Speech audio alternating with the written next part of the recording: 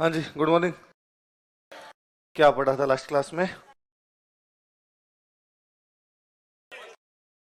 दस्तावेज पढ़ रहे थे, कहाँ तक के पढ़ लिए थे? एक जना रे कोई। अन्य महत्वपूर्ण में कौन लास्ट क्या लिखा है? निशान लिखो, चलो ठीक। सुनाओ देखे मुझे। हमने रिकॉर्ड्स पढ़े होंगे, तो रिकॉर्ड्स रखने की जो जगह है वो नेशनल आर्काइव कहाँ पर है और स्टेट आर्काइव कहाँ पर है? बीकानेर में कलेक्शन और है, वो कौन सा है?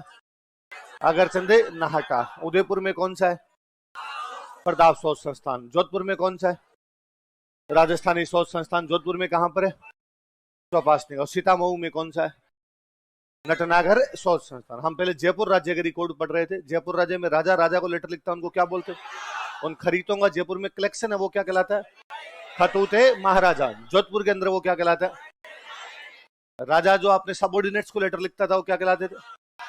परवाना या फरमान।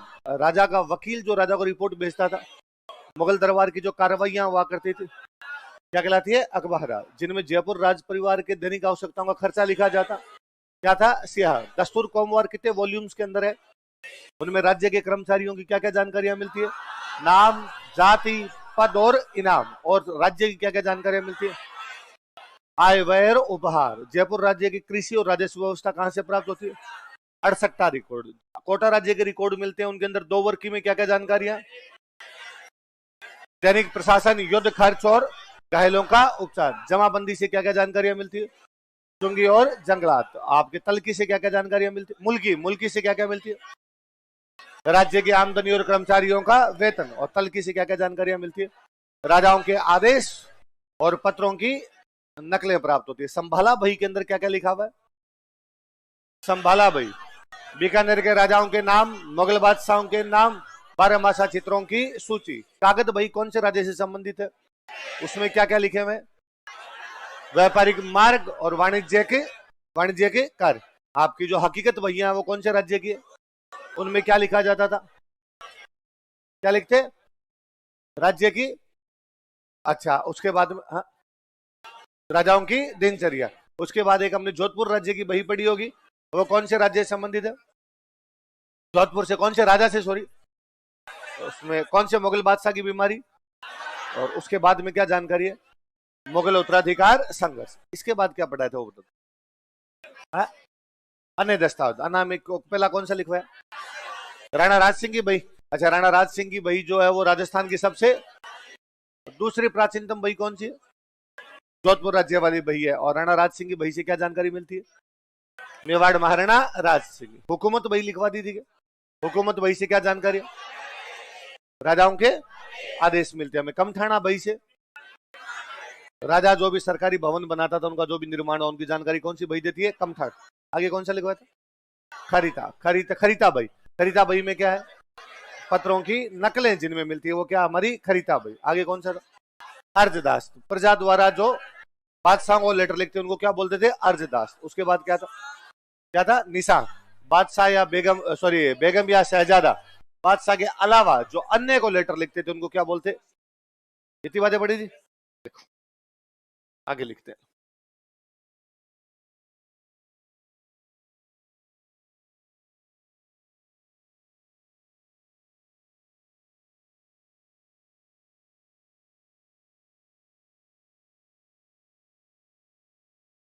कितने हो गए? अन्य में कितने हो गए थे?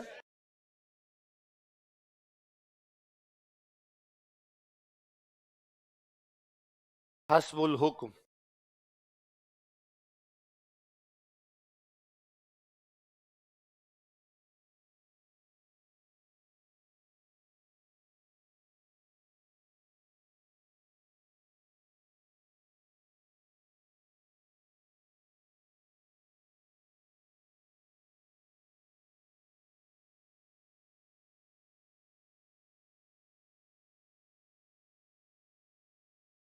क्या है बताओ देखे?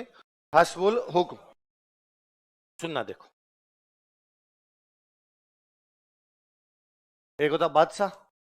बादशाह का एक प्रकार से प्रधानमंत्री हुआ करता, उसको बोलते थे वजीर। बादशाह का जो प्रधानमंत्री होता उसको क्या बोलते? वजीर। आज भी है ना, कभी आप संसद की कार्रवाई सुनना, है ना, और वैसे वजीर का नॉर्मल मीनिंग आजकल जो हम वजीर का मतलब लेते हैं वो है मंत्री, है ना। और प्रधानमंत्री को बोलते हैं वजीर आजम। क्या बोलते हैं? आजम। आजम का मतलब प्रमुख होता है। आजम का मतलब क्या होता है? इसलिए भगत सिंह को कहते हैं शहीद आजम। भगत सिंह क्या हो गया? शहीदों का प्रमुख है तो शहीद आजम, वजीरों का प्रमुख है तो वजीर आजम।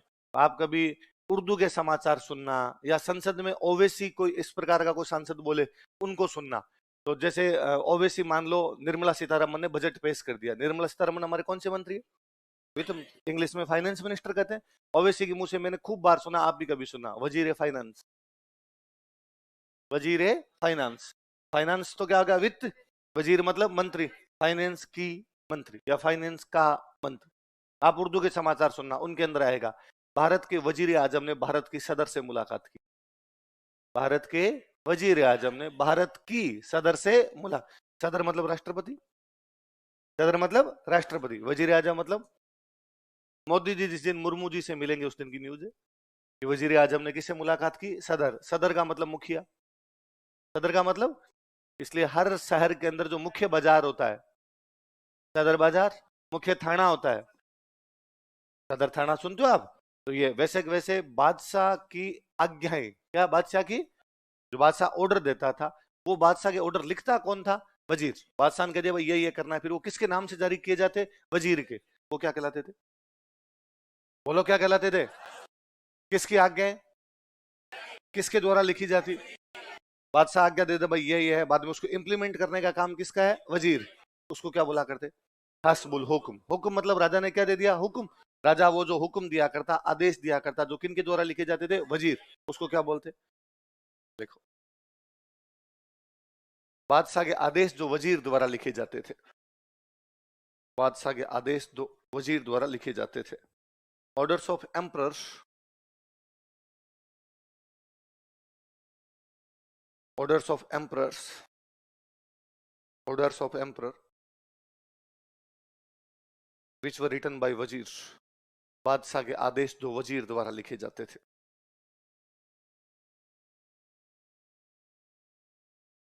बादशाह के आदेश जो वजीर द्वारा, तो बादशाह के आदेश जो वजीर लिखता था उसको तो क्या बोलते थे? हस्बुल हुक्म। क्या बोलते? हस्बुल हुक्म। एक ऐसे आदेश और होते थे, उनको बोलते थे रम्ज, या उनको बोलते थे अहकाम। बोलो देखे, लिखो देखे, रम्ज और अहकाम।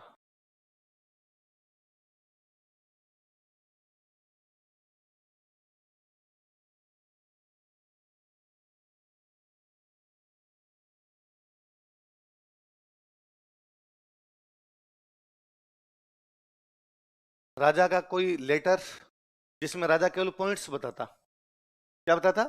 एक कोई लेटर तैयार करवाना राजा को, तो राजा कहता है ये पॉइंट आने चाहिए उस लेटर में, लेटर तैयार कर दो। किसी को भेजना है या जनता के अंदर सूचना प्रसारित करवानी है, वो लेटर तैयार करने का काम करता राजा का सेक्रेटरी। कौन करता? तो राजा का सेक्रेटरी राजा का लेटर तैयार करता। उसमें राजा केवल क्या बता के जाता? टिप्पणियां। क्या करके जाता? राजा कमेंट्स करके जाता। उन कमेंट के आधार पर सचिव जो लेटर तैयार करता था, उन लेटर को क्या बोलते थे? रम्ज या अहकाम। क्या बोलते? हर राजा का एक पर्सनल सचिव होता था, एडीसी हुआ करता था। तो एडीसी को कह देता भाई ये पॉइंट्स आने चाहिए, एक लेटर तैयार कर दो अपने। उसको क्या बोला करते? रम्ज या अभी भी आप देखना मंत्रियों के साथ, देखना मंत्रियों के साथ एक पीए चलता रहता है ना। आप कोई काम लेके उनके पास जाइए, आपके हिसाब वो मेडिकल विभाग में इस प्रकार से चल रहा है, आप थोड़ा सा उसके लिए भेज दो, और वो मंत्री जी, वो अपने से मंत्री जी अपने सचिव को कहते हैं ये है, लेटर टाइप करो।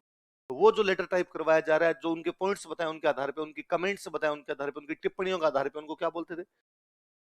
रम्ज या अहकाम। तो सचिव द्वारा तैयार किया गया पत्र जो किस पर आधारित होता था? राजा की टिप्पणियों पर। किस पर आधारित होता था? राजा। तैयार कौन करता था उसको? तो राजा का ऑर्डर वजीर तैयार करता, तब तो क्या कहलाता? हस्बुल हुक्म। ज्यादा महत्वपूर्ण होते थे वो कौन करते होंगे? हस्बुल हुक्म। नॉर्मल कोई इस प्रकार का काम होता तो कौन तैयार कर देता? पहले पड़ गई बात। देखो, राजा की टिप्पणियों के आधार पर सचिव द्वारा तैयार किया गया पत्र। राजा की टिप्पणियों के आधार पर सचिव द्वारा तैयार किया गया पत्र। सेक्रेटरी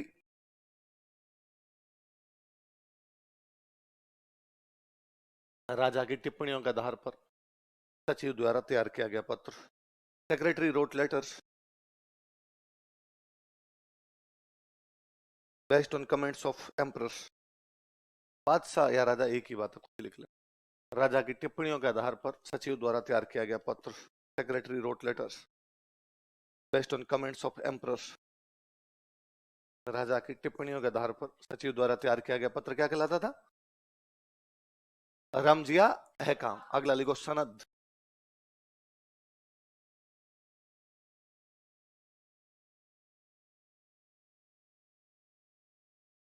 क्या है? सनद।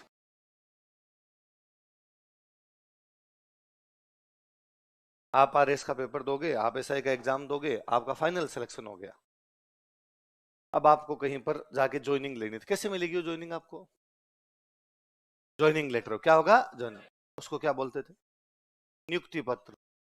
आपको नियुक्ति अपॉइंटमेंट मिल रही है आपको, यही तो अपना लिख लो, नियुक्ति पत्र, अपॉइंटमेंट लेटर। तो आप सनद लेके जाओगे। क्या लेके जाओगे? सनद, नियुक्ति पत्र, अपॉइंटमेंट लेटर, नियुक्ति पत्र। तो अपॉइंटमेंट लेटर होते थे उनको क्या बोला करते थे?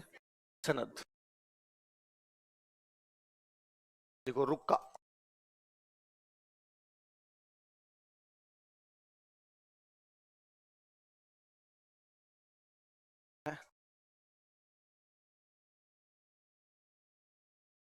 रुक्का कौन सा आ गया? रुक्का। राजा ऑफिशियल लेटर जो भेजा करता वो तो थे खरीदे। कौन से थे? ऑफिशियल लेटर है कि भाई किसी से सहायता मांगनी है या हमारे राज्य में ये हुआ है, आप हमारी ये कर दो। जो राज्य की तरफ से एक प्रकार से राजा के लेटर है वो तो क्या कहलाते? खरीदे। राजा के जो निजी पत्र हुआ करते, पर्सनल लेटर जो हुआ करते, उनको क्या बोलते? तो राजाओं के निजी पत्र क्या कहलाते थे? रुका। उनके ऑफिशियल लेटर जो होते थे वो क्या कहलाते? खरीदा। राजा का निजी पत्र, पर्सनल लेटर ऑफ किंग। राजा का निजी पत्र, पर्सनल लेटर ऑफ किंग।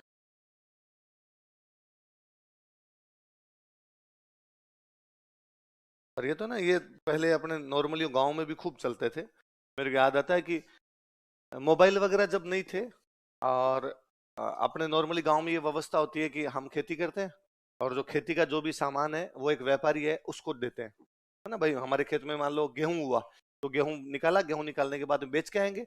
एक व्यापारी फिक्स होता है जिसके पास हमेशा बेचते हैं, उसको हम बेच के आ जाते हैं। फिर 12 महीने तक वो हमें उधार रुपए भी देते हैं, 12 महीने तक वो सामान भी देता रहता है। फिर 12 महीने बाद वापस गेहूं सरसों जो भी 6 महीने में जो भी फसल आएगी वापस उसके पास जाएंगे, उसको कहेंगे तेरा हिसाब कर ले। वो अपना हिसाब करता है तो देखते हैं कि भाई मान लो अपने से उधार कितना लेके गए थे कि 2 लाख का, अपनी फसल कितनी की थी पिछली बार? 1,80,000 की। इसका मतलब 20,000 रुपये अपने से मांगता है, अपनी अगली फसल देते हैं कि ले भाई तैयार कर ली। तो ये अभी भी चलता रहता है। पहले गांव में मान लो, पूछ रहे हो कुछ? मैं एक बार बोल दूं बात, है ना। तो मान लो जैसे मैं हूं, है ना, तो मैंने मेरे मान लो पापा से रुपए मांगे कि भाई मेरे को फीस जमा करवानी है और मेरे को 5,000 रुपए दो। तो घर पे कैश था नहीं, तो पापा ने कहा भाई तू शहर जाएगा, शहर में पड़ता है, अपने वो फलाने व्यापारी हैं उनसे तू रुपए ले लेना। तो मेरे को तो क्यों रुपए देंगे? तो पापा एक पर्ची लिख के दिया करते, उसमें लिखते, जो है मैं जा रहा हूँ तो पूरा लिखते भाई मेरा पुत्र आपके पास आ रहा है, उसको 5,000 रुपए दे दी जाए। या मान लो किसी और आदमी को दिलवाने, तो लिखते संदेश वाहक के साथ 5,000 रुपए दे दिए जाए। उनको रुक के ही बोलते। तो उस व्यापारी को जाके कहते हैं कि लो मेरे को 5,000 रुपए चाहिए, तो कहता रुक को दिखा। तो रुक का दिखाना पड़ता था। तो रुक का जो पर्सनल लेटर होते हैं इस प्रकार के किसी भी काम काज के, उनको क्या बोलते? रुक। हाँ आप पूछ लो।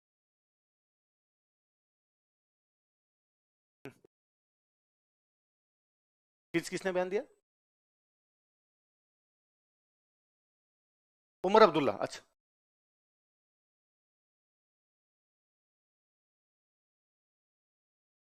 दरबार मुख।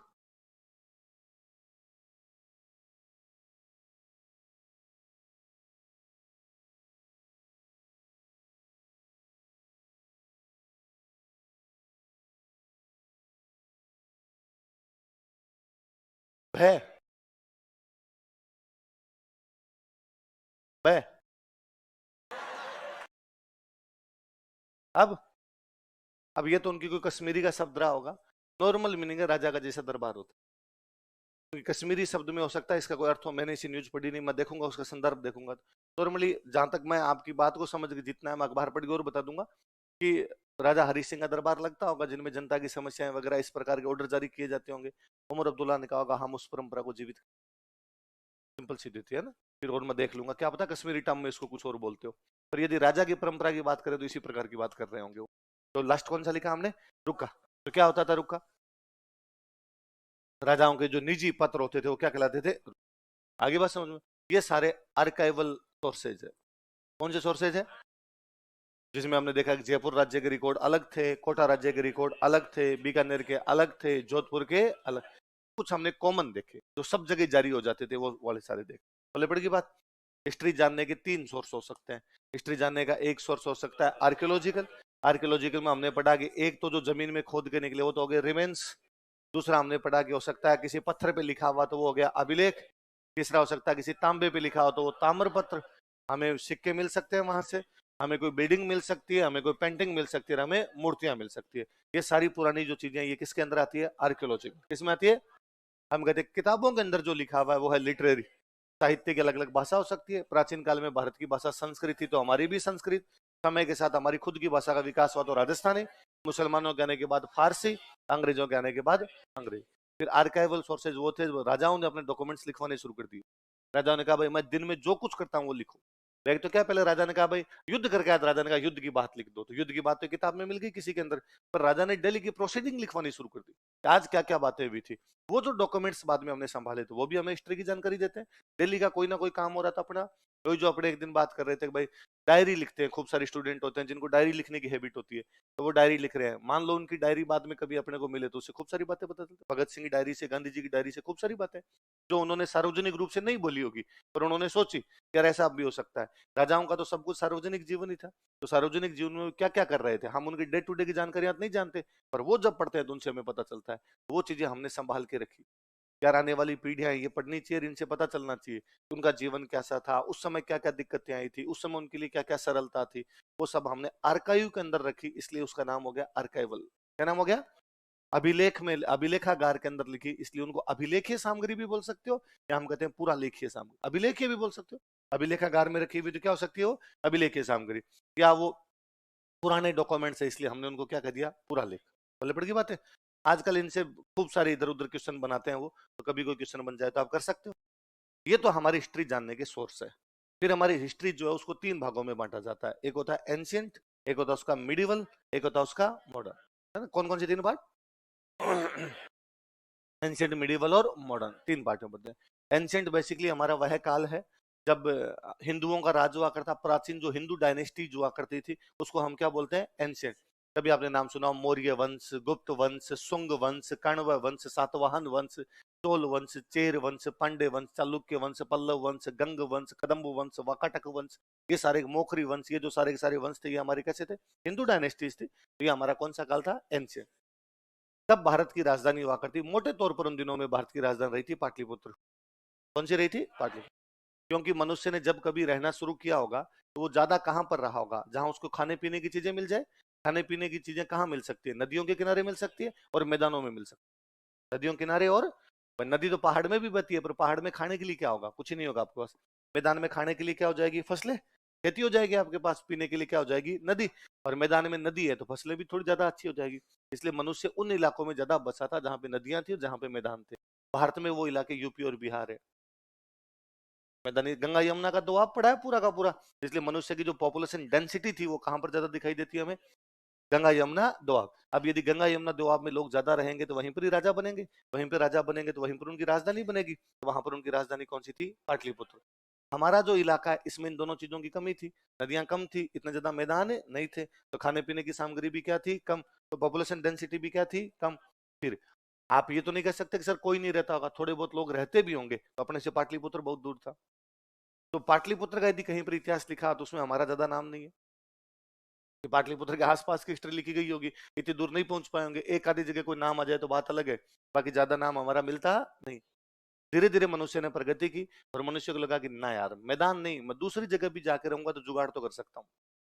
मैं यदि मरुस्थल में भी जाके रहूंगा तो मेरे को नदी की आवश्यकता नहीं है, मैं कुआं खोद लूंगा और कुआं खोद के पानी निकाल लूंगा, पीने की व्यवस्था हो जाएगी और खेत के लिए भी व्यवस्था हो जाएगी। मैं बावड़ी बना लूंगा, स्टोरी कर लूंगा, बरसात वाला पानी स्टोर कर लूंगा। मैं तालाब बना लूंगा, स्टोर कर लूंगा। मैं झील बना लूंगा। नदी एक आधी बहती है, आपने क्या थी नदियों में समस्या ये थी कि नदी 2 साल तो आई, फिर 4 साल नहीं आई, फिर 3 साल आई, फिर 5 साल नहीं आई। मैं पानी स्टोर कर लूंगा, तो झील के अंदर पानी पड़ा रहेगा। 3 साल नहीं है तो कोई बात नहीं, 3 साल बाद में और ले आऊंगा। तो झील बनानी शुरू कर दी, नहरें बनानी शुरू कर ली, तालाब बनाने शुरू किए, बावड़ियां बनाने शुरू की, कुएं बनाने शुरू किए। फिर मनुष्य की डेंसिटी अपने साइड के अंदर बसे। अपने साइड में जब डेंसिटी आनी शुरू हुई तो मध्यकाल में जो हमारी कैपिटल बन के आती है सामने वो है दिल्ली। तो कौन सी है? दिल्ली। अब एक तो अपने साइड में डेंसिटी ज्यादा हो गई, दूसरा राजधानी क्या हो गई? दिल्ली। दिल्ली अपने नजदीक पड़ता है, इसलिए जब मध्यकाल की हिस्ट्री लिखते हैं तो उसमें राजस्थान बार बार है। मध्यकाल को आप बिना राजस्थान के नहीं पढ़ सकते। आप जब एंशियंट पढ़ते हो ना, मैं कहता हूँ हम आपको पूरी एंशियंट हिस्ट्री पढ़ाएंगे, 1 महीने तक सर पढ़ाते हैं, एक रजिस्टर भरवा देंगे आपको, उसके बावजूद उसमें राजस्थान का नाम 3 जगह भी नहीं है।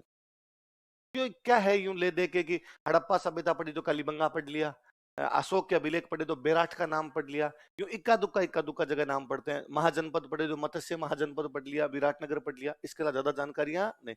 आप आप अशोक पढ़ोगे तो आप पढ़ोगे उसने कलिंग पर आक्रमण किया, कलिंग आक्रमण की जानकारी कहाँ से मिलती है, कलिंग आक्रमण में कितने लोग मारे गए, कलिंग आक्रमण में कितने लोग बंदी बना लिए गए, कलिंग आक्रमण के बाद अशोक ने लड़ाइयां क्यों छोड़ दी, कलिंग आक्रमण का जिक्र कहाँ कहाँ किया, खूब सारी जानकारी है। कभी आपने पढ़ा कि अशोक ने करौली पर आक्रमण किया था? या कभी झूठा मूठा ही थोड़ा बहुत पढ़ लिया होगा अशोक जैसलमेर की तरफ आया था? नहीं है ना, ऐसी कोई जानकारी नहीं, क्योंकि जब सेंटर पाटलिपुत्र इतनी दूर तक वो प्रभाव दिखता नहीं है उनका। लेकिन आप अलाउद्दीन खिलजी को बिना राजस्थान के पढ़ ही नहीं सकते। अलाउद्दीन खिलजी दिल्ली का राजा है, पर अलाउद्दीन खिलजी पढ़ोगे तो आपको फिर मेवाड़ का रतन सिंह पढ़ना पड़ेगा। अलाउद्दीन खिलजी पढ़ोगे तो आपको रणथंभौर का हमीर पढ़ना पड़ेगा। अलाउद्दीन खिलजी पढ़ोगे तो आपको जालोर का कानरदेव सोनगरा पढ़ना ही पड़ेगा, उसके बिना पार पड़ेगी नहीं। आप अकबर को बिना राजस्थान नहीं पढ़ सकते।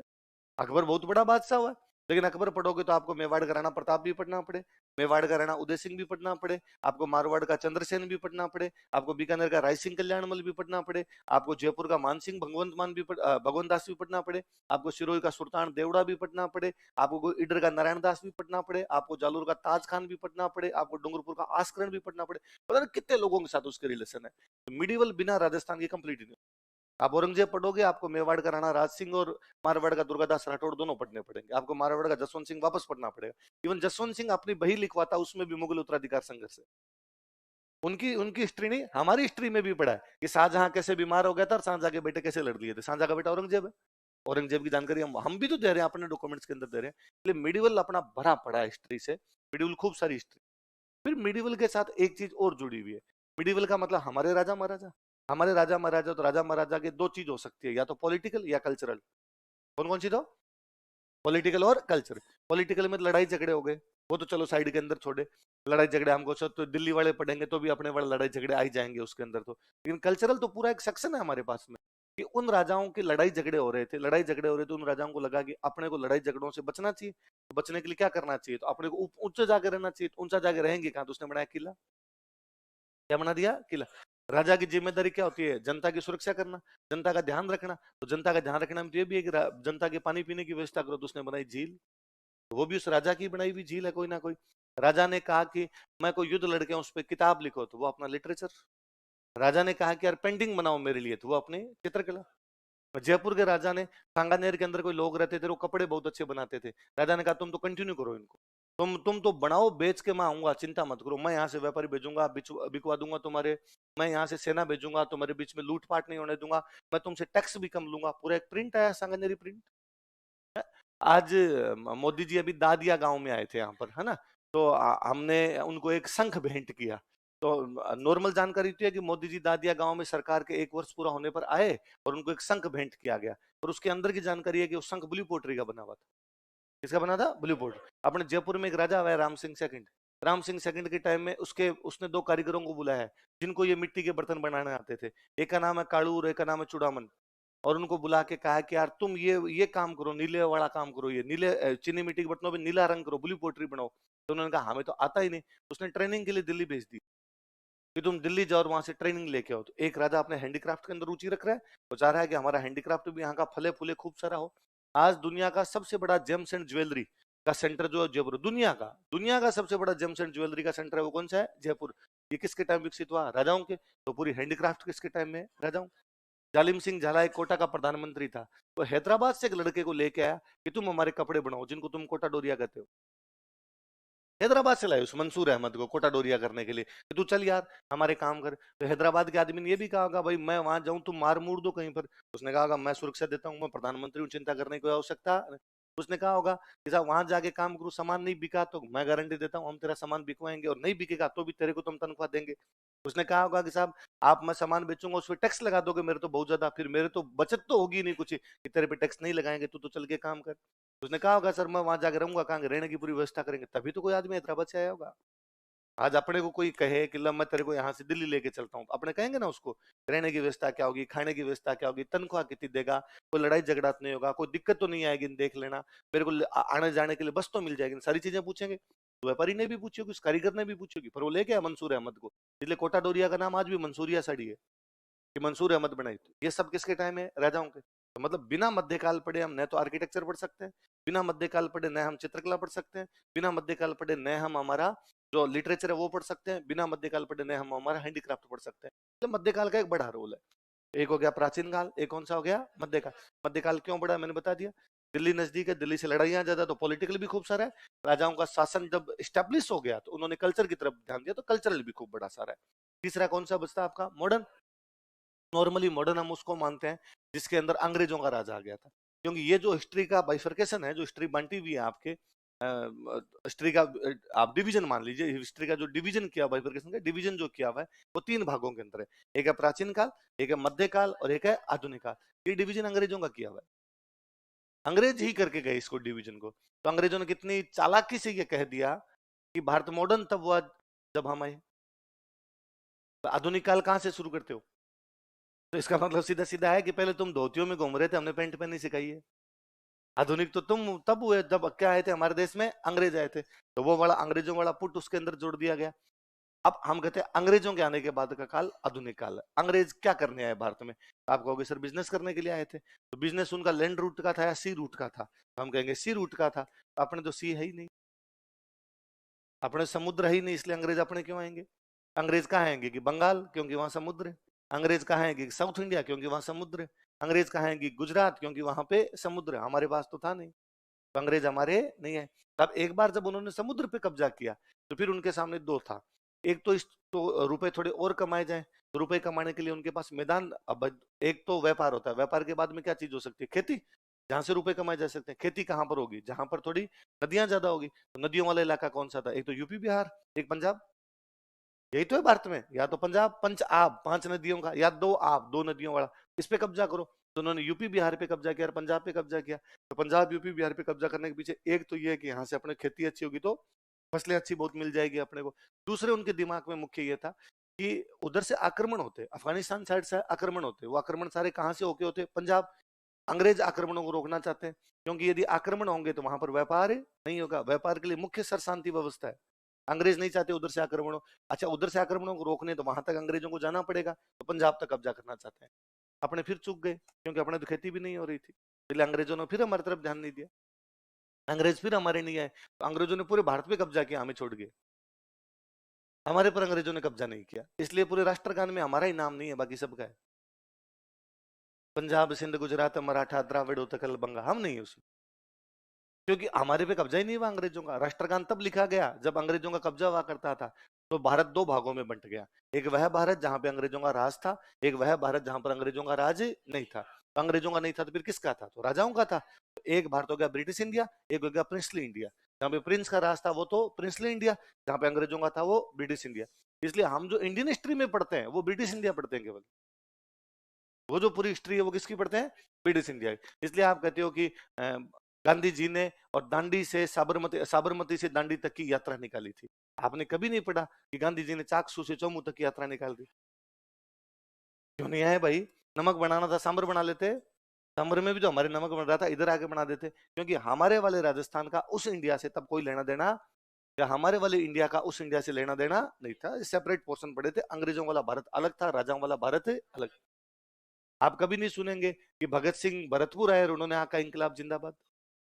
आप कभी नहीं सुनेंगे कि सुभाष चंद्र बोस ने जयपुर में आके कहा तुम मुझे खून दो मैं तुम्हें आजादी दूंगा, है ना। आप कभी नहीं सुन पाएंगे इस बात को कि भाई कोई नेहरू जी एक बहुत बड़े नेता और उन्होंने बीकानेर में आके कह दिया आराम आराम है। ये सारी बातें उन्होंने कहा की, लाहौर में, कलकत्ता में, है ना, कानपुर के अंदर, ये वो इलाका जो अंग्रेजों के अधीन था।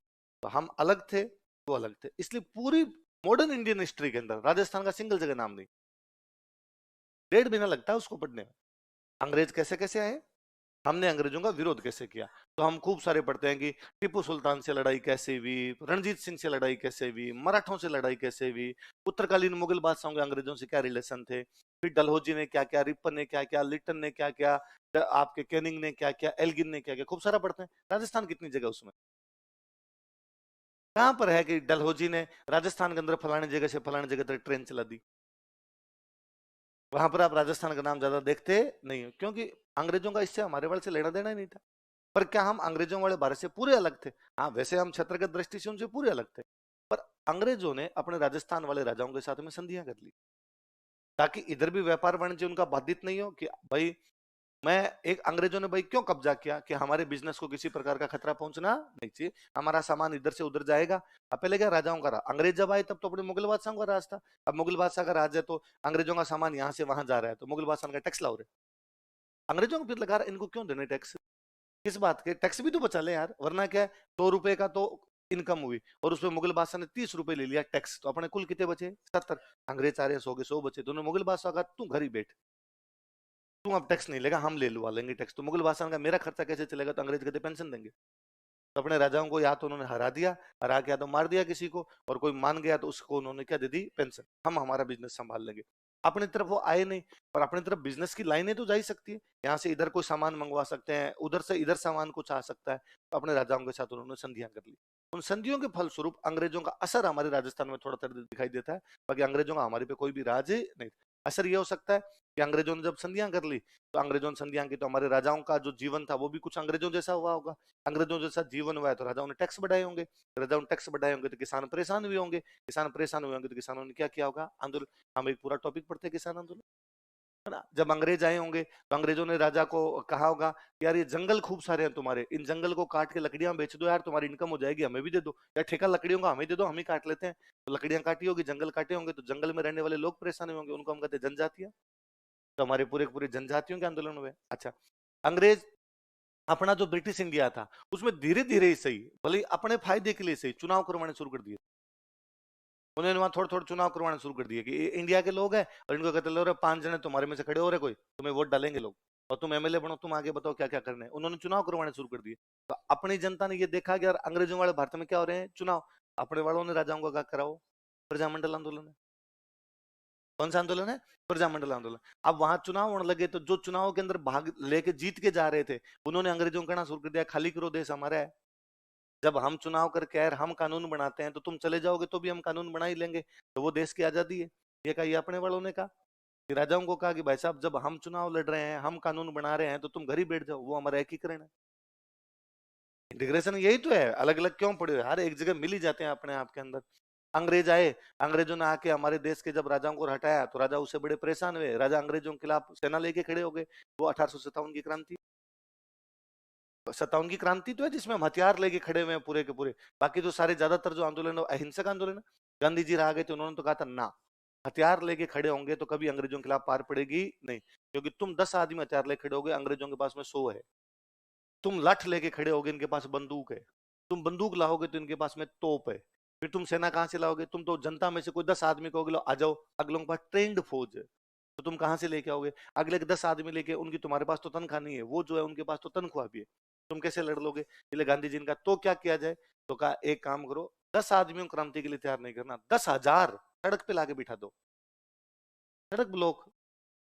अंग्रेज बात ही मानेंगे, क्या करेंगे, सब मार देंगे, कितने को, 10,000 को नहीं मारा जाए, फिर तो उनको कुछ ना कुछ बातें माननी पड़ेगी। इसलिए गांधी जी के पूरे आंदोलन आ गए थे कि पब्लिक इकट्ठी होनी जानी चाहिए।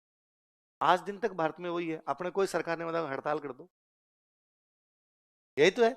आज मान लो कोचिंग में भी आपकी कोई बात नहीं मानी जा रही है, एक तो आप एक एक आदमी जाके कह रहा है, एक एक आदमी बोले जाके वहां पे हाथ पटक के भी कह दो ना ये नहीं हो रहा है क्लास के अंदर करो, कोई नहीं मानेगा आपकी बात। आप पूरा पूरा बेच चला जाए कि सर ये वहां पे खराब हो रहा है, कोचिंग दूसरे दिन माने। ये गांधी जी के दिए हुए तरीके हैं। पब्लिक पब्लिक जब दिखेगी तो कोई भी सरकार जो होगी, आज दिन तक हम वही तरीके, पहले अंग्रेजों की सरकार के खिलाफ वो तरीके थे, अब हमारी सरकारों के खिलाफ हमारे वो तरीके हो सकते हैं। अंतर इतना है, हो सकता है अंग्रेजों की सरकार ने उनको बहुत क्रूरता से कुचल दिया हो, हमारी सरकारें उतनी क्रूरता से नहीं कुचल पाती, कुचलती तो अब भी है।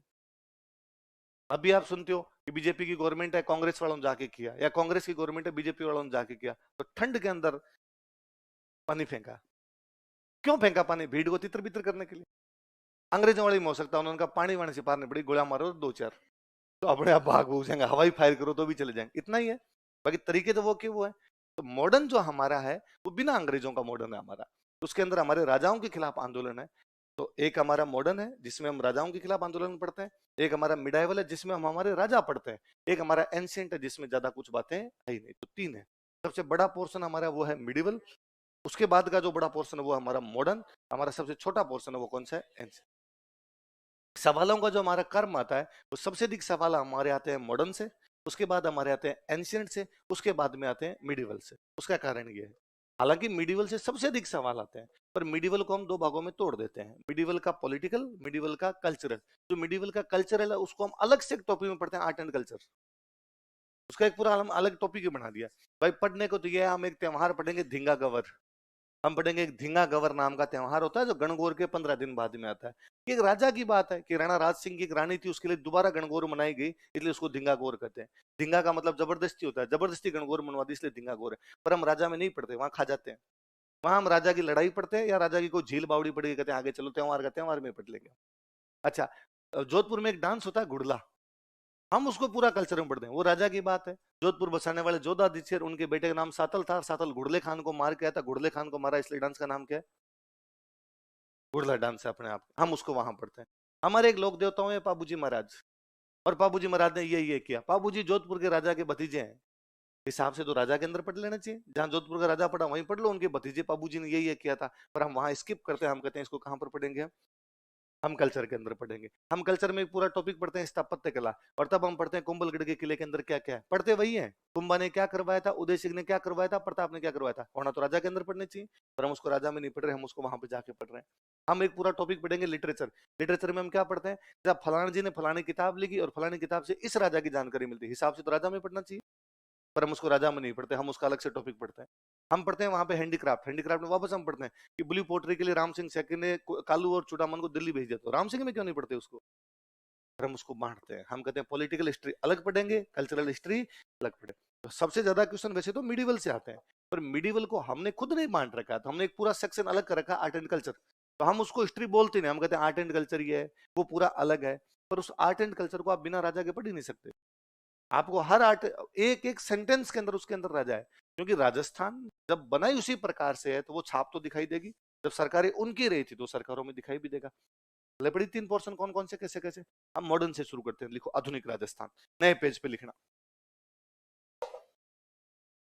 नए पेज पे लिखो आधुनिक राजस्थान, मॉडर्न राजस्थान। क्योंकि इसमें थोड़े थोड़े नाम आपके सुने हुए होते हैं, गांधी जी नेहरू जी इस टाइप के नाम थोड़े सुने हुए रहते हैं, अंग्रेजों के नाम सुने हुए होते हैं थोड़े।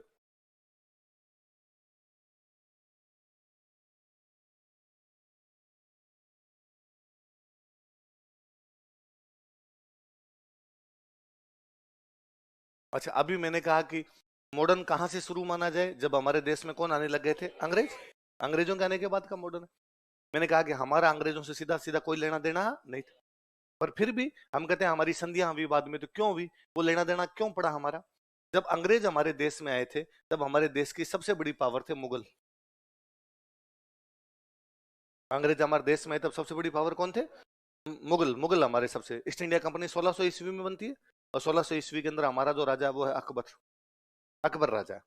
अंग्रेज उस टाइम अपने देश में बिजनेस करने के लिए आए, तो अंग्रेज आए उस टाइम मुगल है, मुगल बहुत शक्तिशाली है उस समय। हमारे मुगलों के साथ क्या रिलेशन है? तो दो प्रकार के हो सकते हैं, कुछ लोगों की मुगलों के साथ में संधि है, और कुछ लोग जो है मुगलों से लड़ रहे हैं। पर ले दे के मुगल सेंटर है, या तो आप मुगलों के साथ हो या आप मुगलों के खिलाफ, अलग नहीं है उनसे। आपको प्रताप लड़ रहे हैं सर, चंद्रसेन लड़ रहे हैं, सुल्तान लड़ रहे हैं, तो ये लड़ने वाले लोगों में मान लो। और आप कहोगे नहीं सर, मैं हमने देखा मान सिंह है, राय सिंह है, ये तो अकबर की तरफ है, तो इनको साथ वाले लोगों में मान दो। ये पॉजिटिव हो सकता है, वो उनके खिलाफ जा सकते हैं, इतनी तो चीजें हैं। पर मुगल सेंटर तो है, बीच के अंदर तो है मुगल। अब मुगलों के बाद में अकबर था, अकबर के बाद में आ गया जहांगीर, जहांगीर के बाद में आ गया शाहजहां। यहाँ तक ये सेम कंडीशन है। कुछ हमारे जो राजा उनके साथ रहे होंगे, कुछ राजा उनके खिलाफ। जहांगीर शाहजहां ने ज्यादा लड़ाइयां की नहीं, तो अपने को सीधा सीधा दिखता ही नहीं कि कौन खिलाफ है कौन साथ है, वह ठीक है चल रहा था। अब एक राजा आ गया, उसने वापस लड़ाइयां करनी शुरू कर दी, वापस लड़ाइयां करनी शुरू की तो वापस है। कुछ राजा तो उसके साथ में खड़े हैं और कुछ राजा उसे क्रॉस कर रखा है, उससे उसे लड़ाइयां कर रहे हैं। दो ही प्रकार की चीजें हो सकती। औरंगजेब के बाद में और अब तक अंग्रेज जो कुछ ही नहीं कर रहे, बिजनेस कर रहे हैं। अंग्रेज करें बाकी जो तुम्हें करना है वो करो, हम तुम्हारे देश में केवल क्या करेंगे, बिजनेस। औरंगजेब के बाद में जो मुगल बादशाह बनने लगे, ये बड़े कमजोर है। अब जब कमजोर होंगे ना, तो न तो उनसे कोई दोस्ती करेगा, तो दोस्ती वाला तो खत्म ही हो गया। भाई दोस्ती किसी शक्तिशाली से की जाती है। अब वो कमजोर ही है, तो राजस्थान वाले ने कहा तुम तुम्हारा देखो रे, हम हमारा देख लेंगे। अच्छा, जब तक कोई सेंटर मजबूत होता है ना, तो इनको आपस में नहीं लड़ने देगा। सेंटर मजबूत होगा तो या तो उसके साथ है या उसके खिलाफ है, पर ये आपस के अंदर लड़ेंगे नहीं। जैसे सेंटर कमजोर हुआ ना यहाँ वाला, उसके बाद अपने वाले आपस में भिड़ लिए। इतने दिन तक तो पूरी एनर्जी किसके खिलाफ लग रही थी, मुगलों के। अब वो एनर्जी रुक गई, तो उन्होंने कहा कोई ना कोई तो चाहिए लड़ने के लिए, लो तो भाई आपस में भिड़ते हैं, और तो क्या किया जाए। अच्छा, ये जब कमजोर हो रहे हैं, तो इनका मुख्य सेंटर दिल्ली भी अपने आप में क्या हो रहा है, कमजोर हो रहा है। तो अंग्रेजों ने इनको टैक्स देने बंद किए। अंग्रेज डरता गोगो जी धोखा है, देवी देवता भी क्यों धोख रहे होगे, डर लगता है भाई साहब। तो अंग्रेज यदि टैक्स दे रहे थे पहले चुपचाप बैठे, तो कहीं ना कहीं राजा से डर लगता है। यदि नहीं दिया तो भाई साहब उल्टे लटका के नीचे आग लगाएंगे। और शाहजहां ने कई जगह कर दिया था, एक दो जगह अंग्रेजों ने नहीं दिया, तो उसने कहा रुको, वही रुकना तुम, मैं आता हूँ तुम्हें बताता हूँ। तो चुपचाप टैक्स दिया करते। अब जब ये कमजोर आने शुरू हुए, तो अंग्रेजों ने टैक्स देना बंद किया। टैक्स देना बंद किया या इनसे बातचीत करके टैक्स में छूट ले ली, उन्होंने खूब प्रकार के काम किए। ये जब कमजोर होने लगे, तो अब जो इनका मेन सेंटर दिल्ली है, उस पर दो लोग कब्जा करना चाहते हैं। अंग्रेज खुद कब्जा करना चाहते हैं। उनको लगता है कि यार अब इनको टैक्स देना ही क्यों है, यहाँ पर क्या कर लें अपने कब्जा, यहाँ पे कब्जा कर लेंगे तो अपने को टैक्स देने की आवश्यकता नहीं। ये जब कमजोर होने लगा, तो यहाँ पे कब्जा करना चाहते हैं मराठे। कौन कब्जा करना चाहते हैं, जगह एक, कब्जा करने वाले दो। ओबीसी बात, आपस में भिड़ेंगे। अब ये लड़ाई किसके बीच में, अंग्रेजों के और मराठों। मराठे कहां पर रहते हैं, महाराष्ट्र। मराठे कहां पर है, महाराष्ट्र। कब्जा करना चाहते हैं दिल्ली। कब्जा कहां करना चाहते हैं, दिल्ली। महाराष्ट्र से दिल्ली जाओगे तो राजस्थान क्रॉस करेगा, बीच में राजस्थान आएगा। तो मराठों ने पहले हमले किधर करने शुरू किए, राजस्थान। इधर अपने कब्जा करें, इधर से दिल्ली जाएंगे, यहाँ से पैसे लें, फिर आगे दिल्ली की तरफ जाएंगे। तो अपने वाले किससे परेशान चल रहे हैं, किसे, अपना दुश्मन कौन, मराठ। मराठों के दुश्मन कौन, तो हम दोस्त बने। दुश्मन का दुश्मन, हमारे राजा जो थे वो मराठों से परेशान चल रहे थे, इसलिए किससे सहायता लेना चाहते हैं, किसे, अंग्रेज। देखो, राजस्थान के कई राजा, राजस्थान के कई राजाओं ने, ये लिखो, राजस्थान के कई राजाओं ने, सम किंग्स ऑफ राजस्थान, राजस्थान के कई राजाओं ने, सम किंग्स ऑफ राजस्थान, मराठों के खिलाफ अंग्रेजों से सहायता प्राप्त करने का प्रयास किया था। Tried to get help from Britishers against Marathas. मराठों के खिलाफ अंग्रेजों से सहायता प्राप्त करने का प्रयास किया था। मराठों के खिलाफ अंग्रेजों से सहायता प्राप्त करने का प्रयास किया था। Tried to get help from Britishers against Marathas. अंग्रेजों के खिलाफ मराठों से सहायता प्राप्त करने का प्रयास किया था। अच्छा, उल्टा बोल गया, मराठों के खिलाफ अंग्रेजों से सहायता प्राप्त करने का प्रयास किया था। Tried to get help from Britishers against Marathas. जैसे कौन कौन थे,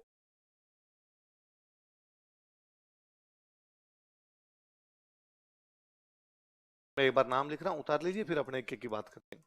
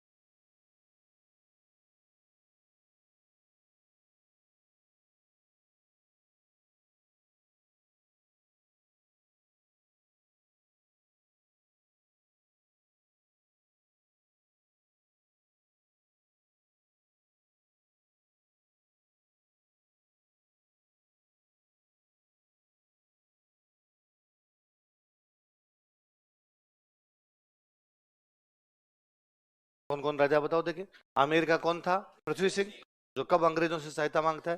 1776। मारवाड़ का राजा कौन था? विजय सिंह, वो कब मानता आपका? 1781। फिर वापस आमेर का कौन आपका? प्रताप सिंह, वो कब मांगता है? 1786। आमेर की जगह जयपुर भी आ जाए तो एक ही बात, आमेर या जयपुर कोई चेंज नहीं, वही चीज है अपने आप में। पहले इसको आमेर बोलते थे, बाद में इसी का नाम क्या कर लिया था भाई, पहले राजधानी आमेर थी तो राज्य का नाम भी क्या था? आमेर। राजधानी बाद में जयपुर हो गई तो राज्य का नाम भी क्या हो गया? जयपुर। ये कुछ शुरुआती राजा थे जिन्होंने अंग्रेजों से सहायता प्राप्त करने का प्रयास, लेकिन अंग्रेजों ने शुरुआत में कोई ध्यान नहीं। अपने वाले को लेटर भेजते यार मराठों से लड़ाई चल रही है, तुम भी मराठों से लड़ रहे हो यार, देख लो इधर, पर उन्होंने कहा यार तुम तुम्हारा देखो, हम हमारा देखेंगे। कारण ये था कि अंग्रेजों की और मराठों की जो लड़ाई थी वो साउथ इंडिया में थी। कहां पे थी? इसलिए अंग्रेजों को अपनी आवश्यकता ही नहीं है, क्योंकि अपने वाला साउथ इंडिया में जाकर लड़ने से रहा। तो अंग्रेजों ने कहा ना ना, तुम तुम्हारा देखो, हमारे यहाँ आसपास में जो राजा है वो हेल्प कर लेंगे हमारी, हमें तुम्हारी सहायता की आवश्यकता। अंग्रेजों और मराठों के बीच में 3 लड़ाइयां हुई। कितनी लड़ाइयां हुई? पहली लड़ाई होती है उनकी, दूसरी लड़ाई होती है, पहली लड़ाई कब हुई आपकी? 75 से 82, पूरी साउथ इंडिया में भी। तो अंग्रेजों का हमारी तरफ ध्यान भी नहीं गया। ये जो दूसरी लड़ाई है ना, ये उनकी नॉर्थ इंडिया में। कहां पर भी? नॉर्थ इंडिया में मराठों की 2 बड़ी पावर थी। एक ग्वालियर में रहता था सिंधिया, ग्वालियर में सिंधिया, इंदौर में होलकर। ग्वालियर में तो सिंधिया, इंदौर में अपने वाले भी इन्हीं 2 से परेशान थे। राजस्थान पे जो अटैक कर रहे हैं वो या तो कर रहा है ग्वालियर का सिंधिया या इंदौर का। भाई मराठों की 5 पावर थी, 2 तो ये थे, एक थे बड़ौदा में गायकवाड़। बड़ौदा में वो बहुत भले सीधे आदमी थे, उन्होंने कभी किसी से ज्यादा लड़ाइयां नहीं की। एक था पूना का पेशवा। पूना कहाँ पड़ता है? इतनी दूर तो अटैक हो भी नहीं सकता, है ना, बीच में ये सिंधिया होलकर आ जाते, ये कहते हमारा इलाका है। एक था नागपुर का भोंसले।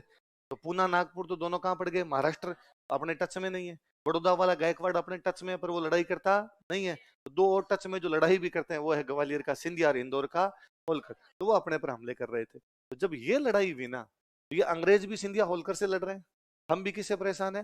सिंधिया होलकर से। तो अंग्रेजों का ध्यान अपनी तरफ गया, और अंग्रेजों ने अपने वाले राजाओं को कहा यार वो तुम्हारी मिस कॉल आई हुई थी, वापस अपने वालों को कॉल करने शुरू किए।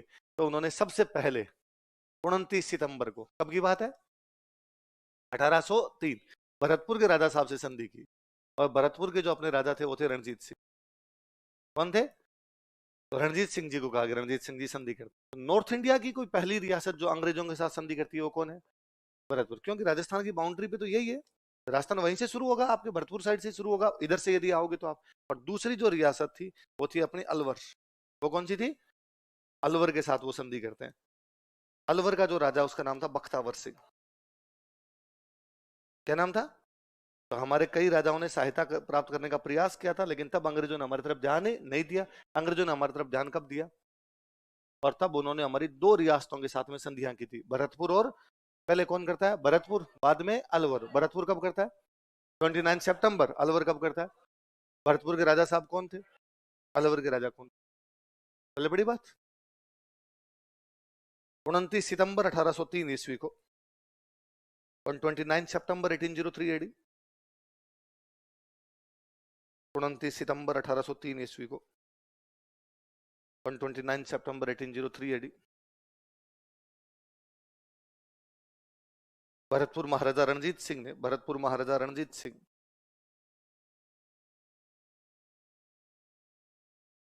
भरतपुर महाराजा रणजीत सिंह ने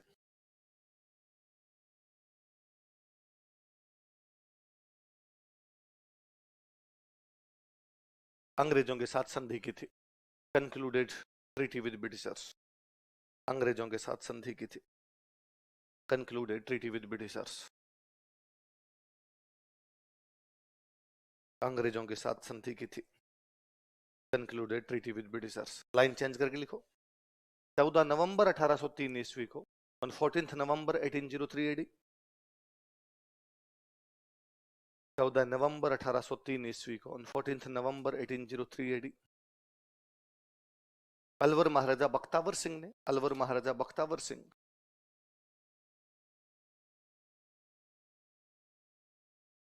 अलवर महाराजा बख्तावर सिंह ने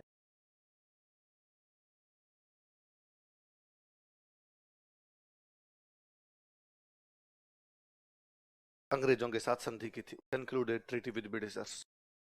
अंग्रेजों के साथ संधि की थी, कंक्लूडेड ट्रीटी विद ब्रिटिशर्स। अंग्रेजों के साथ संधि की थी, concluded treaty with Britishers.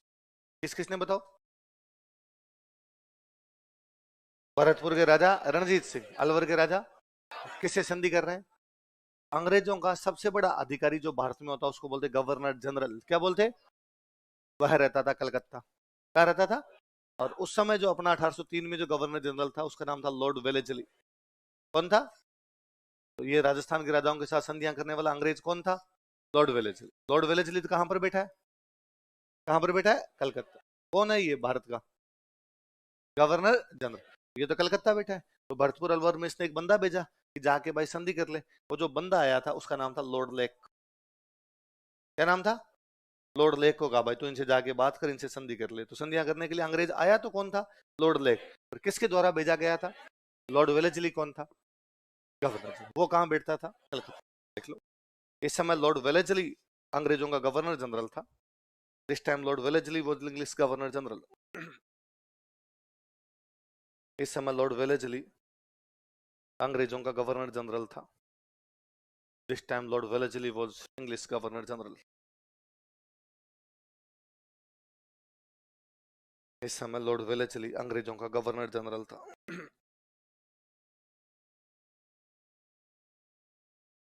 Lord Wellesley कौन था? अंग्रेजों का गवर्नर जनरल था। लाइन चेंज कर ली। और संधियों पे साइन करने के लिए उसकी तरफ से बंदा कौन आया था? तो किसी की तरफ से कोई भेजा जाता है तो उसको हम प्रतिनिधि बोल सकते हैं। तो जो प्रतिनिधि बन के आया था वो कौन था? Lord Lake. देख लो, इस समय लिखो इन संधियों के दौरान ड्यूरिंग दिस ट्रीटीज, इन संधियों के दौरान during this treaties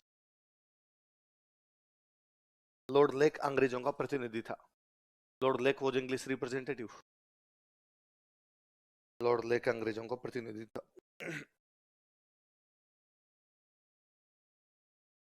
Lord Lake was English representative.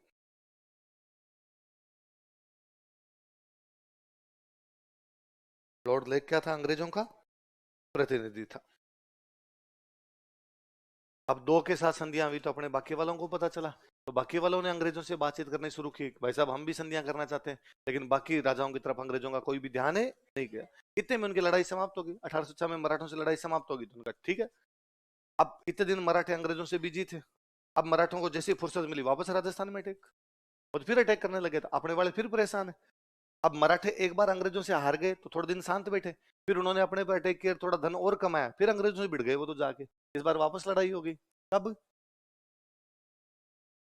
तो अंग्रेजों का वापस ध्यान गया कि यार कई मिस कॉल आई पड़ी। इस बार अंग्रेजों ने वापस अपने वालों को सबको वापस फोन किया। वैसा भी 9:35 पे आपका कॉल था। अपने वालों ने कहा यार मैं डेली करता हूँ, शाम के टाइम डेली फोन तुम्हारा बिजी आता रहता है ना। ऐसा क्या है कि अलवर भरतपुर लाइन लगातार बिजी चलती रहती है तुम्हारी? और अंग्रेजों ने भी कहा कि ना जैसा तुम सोच रहे हो वैसा तो कुछ ही नहीं है, we are just friends and हम तो 14 फरवरी को भी देख लेना क्लास लेंगे, कहीं नहीं जाएंगे। इधर उधर जाने का भी हमारा तो कोई प्लान है नहीं। वो एक बार बस मूवी देख के आए थे, केवल पूछ लो आप, उसमें भी खूब सारे लोग थे, अकेले नहीं गए थे हम तो। आपने हम कहा तो यार हमें भी दिखा दो कभी तो मूवी, हमसे भी बातचीत तो करो। इसलिए अंग्रेज अपने राजाओं से दोबारा संधियां कब करते हैं? 17-18 कब करते हैं? 17 मतलब 17 के लास्ट में शुरू की, फिर वो कब तक चली? 18। इसमें फिर सारे राजाओं के साथ ही उन्होंने संधियां कर ली। तो जब उन्होंने वापस शुरुआत की थी तब वो 9 नवंबर को करते हैं करौली के साथ। किसके साथ करते हैं? और जो करौली के उस समय राजा है उनका नाम है हरबख्श पाल। क्या नाम है? तो हरबख्श पाल के साथ संधि की थी। कब की थी? 9 नवंबर 1817। फिर वो 26 दिसंबर को करते हैं। नवंबर दिसंबर में दो ही संधियां हुई थी। करते हैं कोटा के साथ। किसके साथ करते हैं? कोटा। और उस समय जो कोटा का राजा था उसका नाम था उमेद सिंह।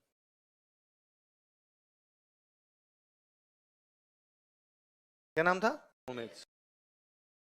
बाकी हमारे जितने भी राजा हैं उन सब ने बाद में उन सब के साथ कब कर ली गई? 1800। तो वो तो खूब सारी है, तो वो तो हम तब पढ़ लेंगे जब अलग अलग राजा पढ़ेंगे तब पढ़ लेंगे। 3 में 2 थी वो हम पढ़ लेते हैं, 17 में 2 है, यहाँ से शुरुआत होती है, पढ़ लेते हैं। देखो 9 नवंबर 1817 ईस्वी को और 9 नवंबर 1817 एडी। 9 नवंबर 1817 ईस्वी, 9 नवंबर 1879 करौली के राजा हरबक्सपाल ने, करौली किंग हरबक्सपाल, करौली के राजा हरबक्सपाल ने, करौली किंग हरबक्सपाल, करौली के राजा हरबक्सपाल ने, करौली के राजा हरबक्सपाल ने अंग्रेजों के साथ संधि कर ली थी, कंक्लूडेड ट्रीटी विद ब्रिटिशर्स, अंग्रेजों के साथ संधि कर ली थी, तो कंक्लूडेड ट्रीटी विद ब्रिटिशर्स,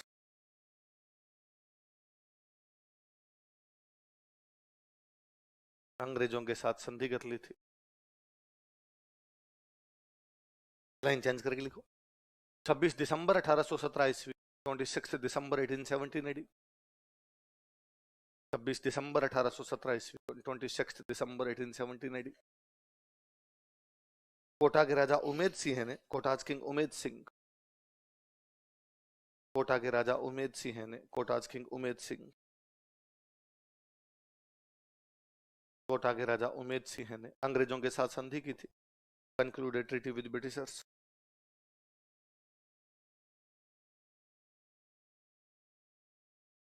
अंग्रेजों के साथ संधि की, concluded treaty with Britishers.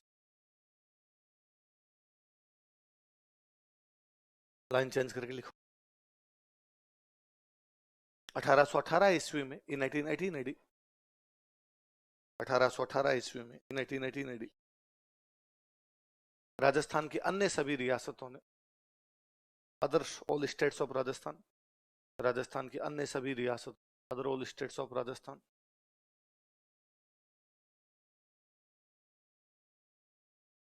Rajasthan की अन्य सभी रियासतों ने, other all states of Rajasthan, अंग्रेजों के साथ संधि कर ली थी, कंक्लूडेड ट्रीटी विद ब्रिटिशर्स, अंग्रेजों के साथ संधि कर ली, कंक्लूडेड ट्रीटी विद ब्रिटिशर्स। ये जब संधियां हुई उस समय जो गवर्नर जनरल था उसका नाम था लॉर्ड हेस्टिंग्स। कौन था? इन संधियों पे जिस आदमी ने साइन किए थे उसका नाम है चार्ल्स मेटकॉफ। कौन बंदा था? इन संधियों पे साइन करने के लिए कौन आया था? और गवर्नर जनरल कौन था? कौन था? और अपने साउथ इंडिया में 3 रियासत है, डूंगरपुर, बांसवाड़ा और प्रतापगढ़। कौन कौन सी? यहां पर एक अलग बंदे के साइन है, उसका नाम है जॉन मेलकम। क्या नाम है? तो बाकी सब रियासतों पर तो साइन किसके हैं? Charles Metcalfe. और डूंगरपुर, बांसवाड़ा, प्रतापगढ़ पे किसके हैं? John Malcolm. और गवर्नर जनरल कौन है इस टाइम? Lord Hastings. देख लो, इस समय लॉर्ड हेस्टिंग्स अंग्रेजों का गवर्नर जनरल था। This time Lord Hastings was English governor general.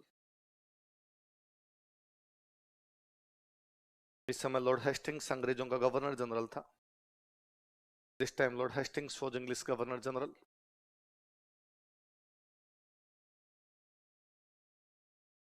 Lord Hastings अंग्रेजों का गवर्नर जनरल था। Lord Hastings was English governor general. इन संधियों के दौरान, ड्यूरिंग दिस ट्रीटीज, इन संधियों के दौरान, during this treaties, Charles Metcalfe अंग्रेजों का प्रतिनिधि था। Charles Metcalfe was English representative. Charles Metcalfe अंग्रेजों का प्रतिनिधि था। ये आगे चल के भारत का गवर्नर जनरल बना था बाद में, चार्ल्स मेटकॉफ। समाचार पत्रों के प्रतिबंध यही हटाता है बाद में। चार्ल्स मेटकॉफ अंग्रेजों का प्रतिनिधि था। Charles Metcalfe was English representative.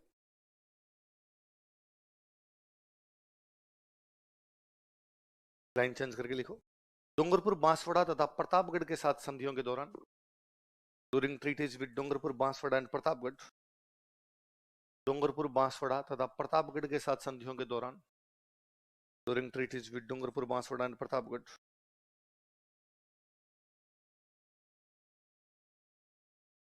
Dungarpur, Banswara तथा प्रतापगढ़ के साथ संधियों के दौरान, during treaties with Dungarpur, Banswara and Pratapgarh, Dungarpur, Banswara तथा प्रतापगढ़ के साथ संधियों के दौरान जॉन मेलकम अंग्रेजों का प्रतिनिधि था। John Malcolm was English representative.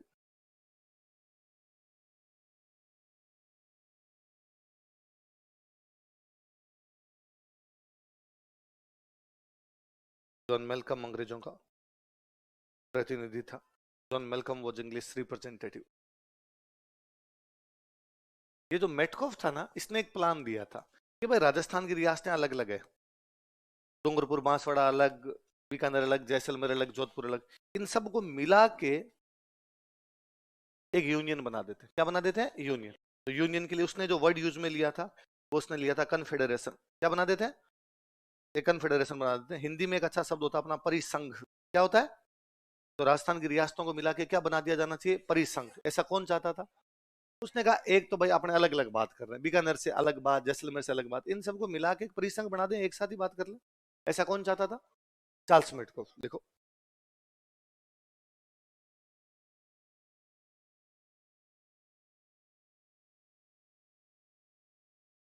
दूसरा आगे लिखो। ये मालवा का रेजिडेंट था। लिखो चार्ल्स मेटकॉफ राजस्थान की रियासतों का परिसंघ बनाना चाहता था।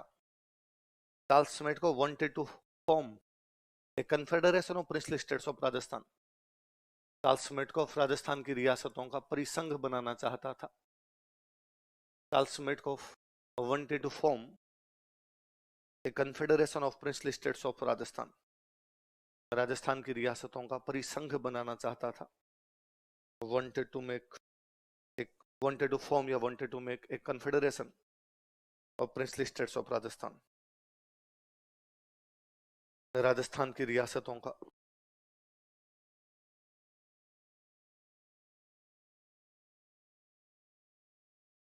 राजस्थान की रियासतों क्या बनाना चाहता था? परिसंघ बनाना चाहता था। कौन? चार्ल्स मेट को बनाना चाहता। अपने राजस्थान की एरिया वाइज यदि सबसे बड़ी कोई रियासत थी तो वो थी मारवाड़। कौन सी थी? मारवाड़ के जिस राजा ने अंग्रेजों के साथ संधि की थी वो था मानसिंह। कौन था? तो जब मानसिंह ने संधि की तो अंग्रेजों ने पूछा कि भाई मानसिंह तुम कहाँ के राजा हो? तो उसने कहा मारवाड़। तो मारवाड़ में कौन कौन से इलाके आते हैं? उसने कहा भाई एक तो मेरी राजधानी आती है, राजधानी थी जोधपुर। कौन सी थी? जोधपुर। और उसने कहा नागौर मेरे पास है, ठीक है। और उसने कहा पाली मेरे पास। और उसने कहा बाड़मेर मेरे पास। और उसने कहा जालोर मेरे पास है। और उसने कहा सिरोही मेरे पास। तो उसने कौन कौन से इलाके बताए मारवाड़ में? जोधपुर, नागौर, पाली, बाड़मेर, जालोर। बाकी सच बोला था वो एकदम, सिरोही को छोड़ के। सिरोही उसके पास नहीं था और उसने कहा हमारा ही है। सिरोही छोटा सा था, मारवाड़ बहुत बड़ा था, तो उसने कहा ये भी हमारा ही है, यूं पड़ा साइड में, बाकी है हमारा। अंग्रेजों ने जब मारवाड़ से संधि की तो सिरोही से क्यों करेंगे? यदि अमेरिका भारत से संधि करता है तो क्या राजस्थान से अलग से करेगा या अंडमान निकोबार से अलग से जाके करे? हो गई भारत के साथ, होगी तो हो गई। उनको लगा सिरोही जब मारवाड़ का पार्ट है तो सिरोही से अलग से संधि करने की आवश्यकता। अब 1817-18 में अंग्रेज हर राजा के पास जा जाके संधि कर रहे हैं। लो राजा जी आओ दोस्ती करते हैं, लो आओ दोस्ती करते हैं। सिरोही का राजा है शिव सिंह। कौन है राजा? एकदम कोट पैंट पहन के तैयार बैठे हैं कि अंग्रेज आएंगे और अपने उनसे क्या करेंगे? संधि। अंग्रेज गए नहीं। तो 5 साल बाद, कितने साल बाद? 1818 में संधियां होगी। 5 साल बाद मतलब 1800, शिव सिंह अंग्रेजों के पास गया और शिव सिंह ने अंग्रेजों को जाकर भाई ऐसी क्या खता हुई, हमने कौन सी मोरनी की बातें मारे जो तुम बाकी सबके साथ जाके संधियां कर रहे हो लेकिन हमारे साथ संधियां करते नहीं हो? तो अंग्रेजों ने पूछा भाई साहब आपकी तारीफ। कहा मैं तारीफ खुद तो खुद करता ही नहीं हूँ, तारीफ वाले साथ लाता हूँ, करो रे तारीफ करो। कहता अब ये सिरोही के राजा साहब है, शिव सिंह जी है, आपसे संधि करने के लिए आए। सिरोही कहाँ पड़ता है? मैप में दिखाएगा, ये पड़ा है, तुम सब जगह गए हो, यहाँ पे नहीं आए। अंग्रेजों ने कहा ये तो मारवाड़ का पार्ट है ना।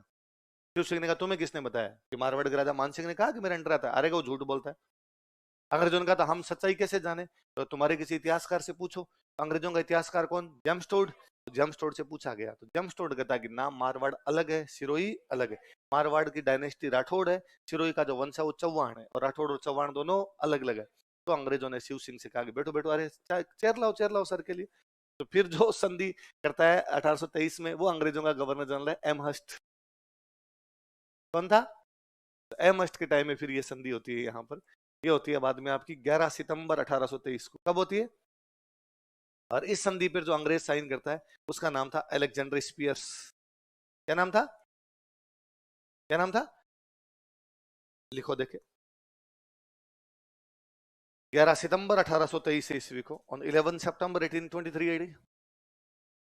11 सितंबर 1823 ईस्वी, ऑन 11 सितंबर 1823 एडी। सिरोही का राजा शिव सिंह, सिरोही किंग शिव सिंह, सिरोही का राजा शिव सिंह। तो सबसे लास्ट में संधि कौन करता है? सिरोही, सिरोही का राजा शिव सिंह अंग्रेजों के साथ संधि कर लेता है, कंक्लूडेड ट्रीटी विद ब्रिटिशर्स, अंग्रेजों के साथ संधि कर लेता है, कंक्लूडेड ट्रीटी विद ब्रिटिशर्स।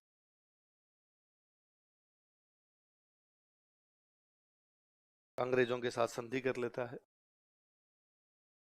यह राजस्थान की अंतिम रियासत थी, it was last state of Rajasthan. यह राजस्थान की अंतिम रियासत थी, it was last state of Rajasthan.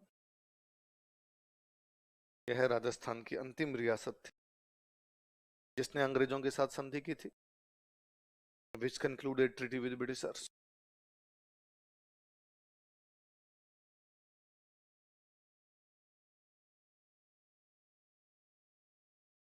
जिसने अंग्रेजों के साथ संधि की थी। लाइन चेंज करके लिखो। इस समय लॉर्ड एमस्ट अंग्रेजों का गवर्नर जनरल था। This time Lord Amherst was English governor general. इस समय लॉर्ड एमस्ट अंग्रेजों का गवर्नर जनरल था। This time Lord Amherst was English governor general.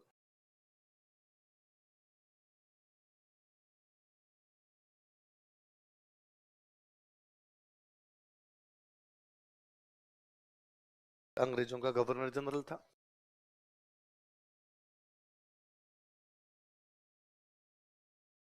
Line change करके स्टार लगा के लिखो।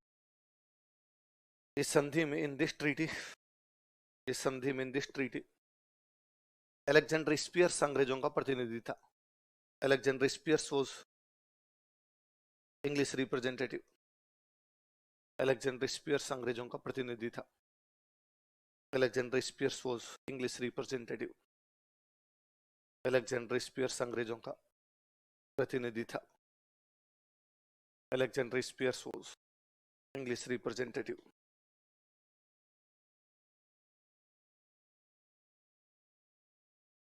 अलेक्जेंडर स्पियर्स अंग्रेजों का प्रतिनिधि था। आज इतना ही पढ़ेंगे, कल पढ़ेंगे बाकी।